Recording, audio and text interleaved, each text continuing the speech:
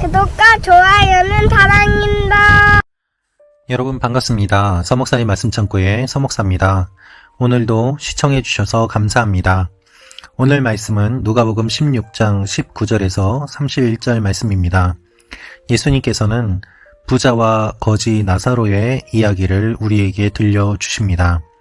오늘 이 말씀을 통하여서 우리에게 주시는 하나님의 마음을 함께 묵상해 보기를 원합니다. 19절부터 말씀입니다. 어떤 부자가 있었는데 그는 항상 자색 옷과 고운 베옷을 입고 날마다 즐기며 사치스럽게 살았다. 그 집 대문 앞에는 나사로라는 거지가 상처투성인 몸으로 있었다. 그는 부자의 상에서 떨어지는 부스러기로 배를 채우려고 했다. 그런데 심지어는 개들마저 와서 그 상처를 핥았다. 여러분, 예수님께서 말씀하시는 이 비유는 매우 유명한 비유입니다. 그런데 우리가 항상 말씀을 묵상할 때에 이 말씀이 어떠한 배경에서 나오게 되었는지 전체적인 맥락을 통해서 배경을 알고 묵상하는 것이 필요합니다. 예수님께서 부자와 나사로의 이야기를 왜 하셨을까요? 그것은 예수님께서 하신 말씀을 비웃은 사람들 때문입니다. 그들에게 예수님께서는 이 비유를 말씀하고 계시는 것입니다. 돈을 좋아하는 바리새파 사람들은 예수님의 말씀을 듣고 비웃었습니다. 한 종이 두 주인을 섬기지 못한다. 하나님과 재물을 동시에 섬길 수 없다라는 말을 듣고 사람들이 비웃었습니다. 이들이 비웃은 이유는 돈을 좋아했기 때문이고 또한 이들은 돈이 많은 것은 하나님께서 축복하셨기 때문이라고 생각하였습니다. 따라서 이들이 보았을 때에 예수님의 말씀은 이해되지 않는 우스운 이야기에 불과했습니다. 하나님이 축복해 주셔서 돈이 많은데 왜 하나님과 돈을 섬기지 못한다고 이야기를 하는가 라는 것이죠. 따라서 이들은 예수님의 말씀을 이해하지 못했고 예수님께서는 이들에게 더욱더 명확하게 말씀하시기 위해서 부자와 나사로 비유를 말씀하신 것입니다. 어떤 부자가 있었습니다. 그는 자색 옷과 고운 베옷을 입었습니다.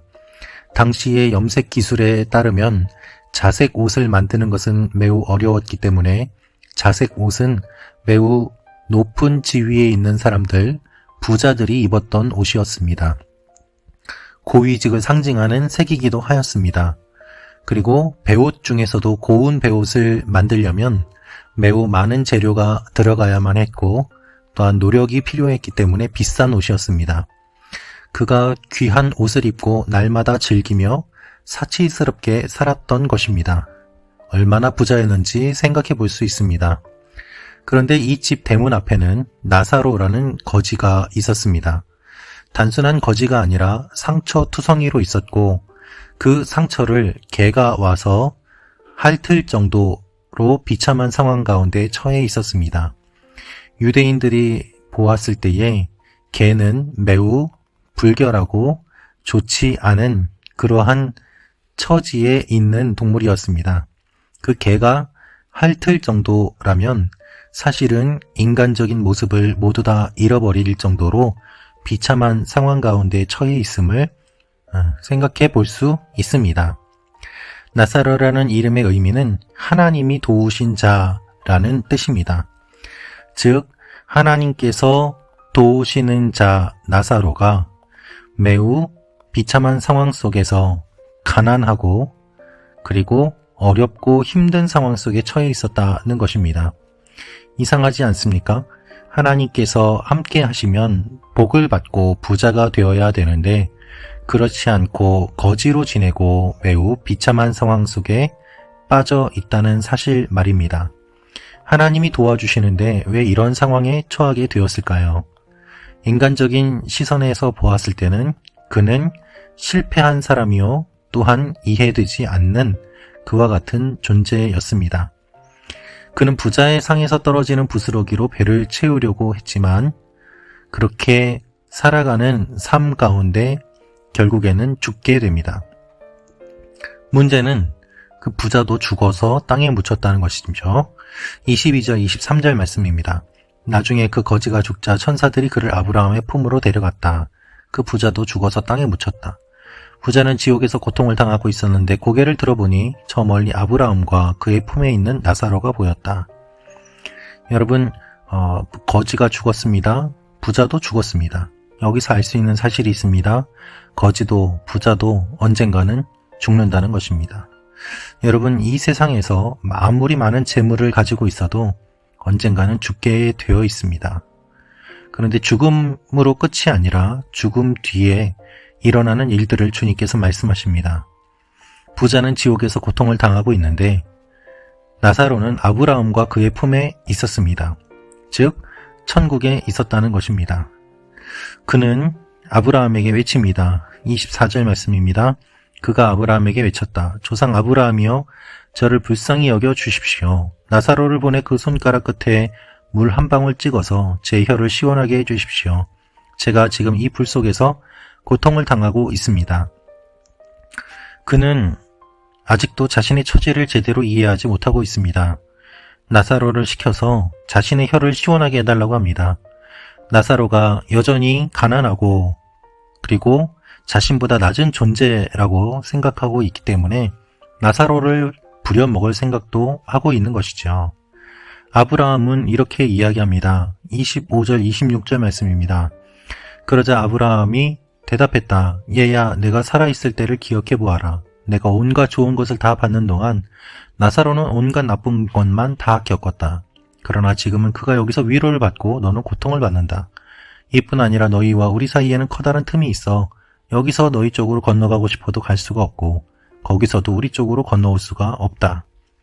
아브라함은 이렇게 이야기를 합니다. 너는 살아있을 동안에 온갖 좋은 것을 다 겪었고 나사로는 온갖 나쁜 것만 겪었다는 것이죠.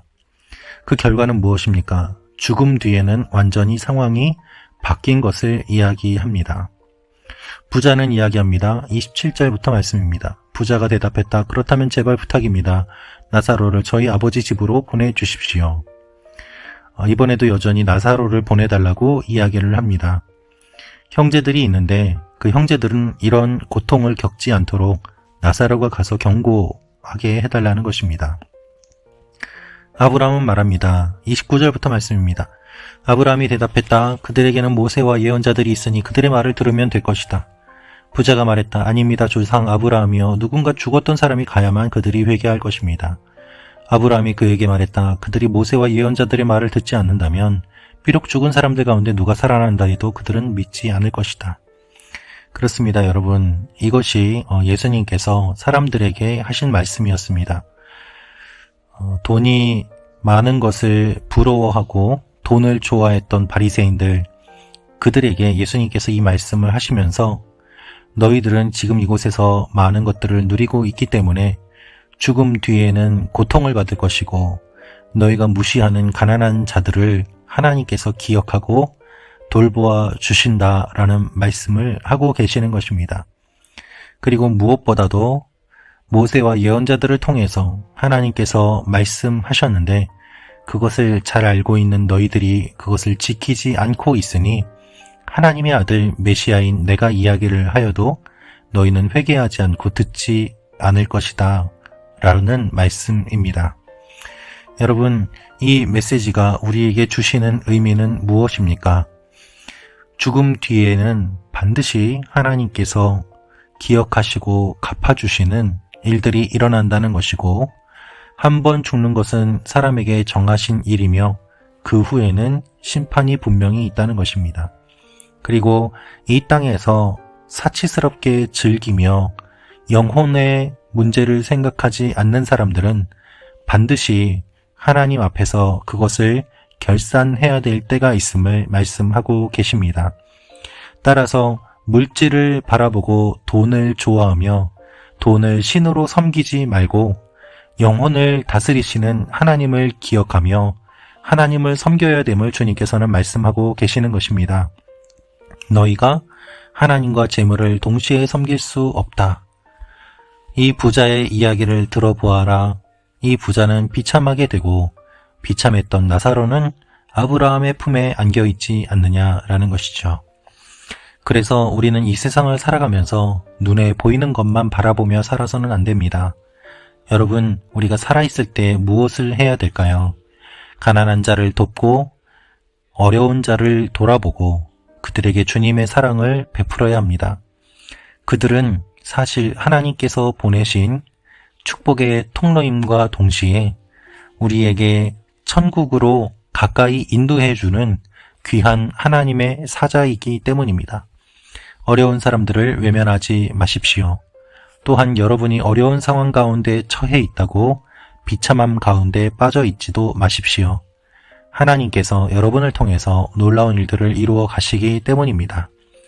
부자와 나사로의 비유를 통하여서 여러분 한 분 한 분에게 주시는 주님의 메시지에 귀를 기울이시고 마음에 감동이 오는 것에 따라서 그것을 실천해 보시는 여러분과 제가 되기를 기도합니다. 기도하겠습니다. 아버지 하나님, 오늘 우리에게 주신 말씀을 기억하며 하나님 앞에 나아갑니다. 말씀대로 살게 하여 주옵소서. 주님을 사랑합니다. 예수님의 이름으로 기도합니다. 아멘.